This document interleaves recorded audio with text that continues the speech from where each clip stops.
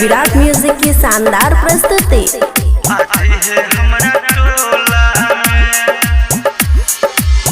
असगर नहीं जइहा कोनो टोला में, असगर नहीं जइहा कोनो टोला में। जखन मन करतौ गई सोना आज है हमरा टोला में, जखन मन करतौ गई सोना आज है हमरा टोला में। असगर नहीं जइहा कोनो टोला में, असगर नहीं जइहा कोनो टोला में।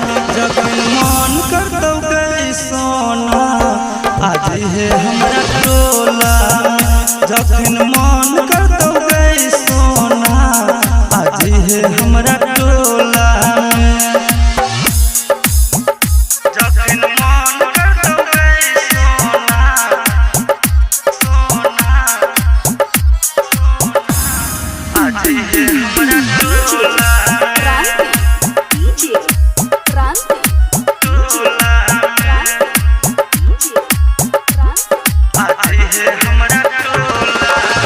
मंगती में लागै छै बड़ भारी हाथ गए, चलखी एबो मधु होटल के चाट गए, चलखी एबो मधु होटल के चाट गए। मंगती में लागै छै बड़ भारी हाथ गए, चलखी एबो मधु होटल के चाट गए। हसीने जइहा कोनो छौरा में, हसीने जइहा कोनो छौरा में। जखन मन करतौ गई सोना आज है हमरा टोला में, जखन मन करतौ गई सोना आज है हमरा टोला में। जखन मन करतौ गई सोना, सोना आज है हमरा टोला।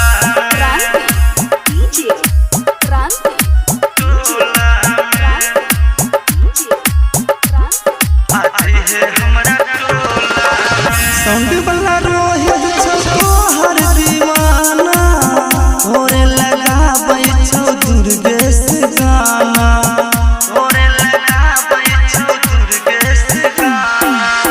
साउंड वाला रोहित छौ तोहर दीवाना, तोरे लगाबै छौ दुर्गेश गाना। असगर ने जइहा नंगुर खोला में, असगर ने जइहा नंगुर खोला में। जखन मन करतौ गई सोना आज है हमरा टोला में, जखन मन करतौ गई सोना आज है हमरा टोला में। असगर ने जइहा कोनो टोला में, असगर ने जइहा कोनो टोला में। जखन मन करतौ गई सोना आज है हमरा टोला में, जखन मन करतौ गई सोना आज है हमरा टोला में। Virat music digital recording studio, Yamuna Nagar, Jagadhri.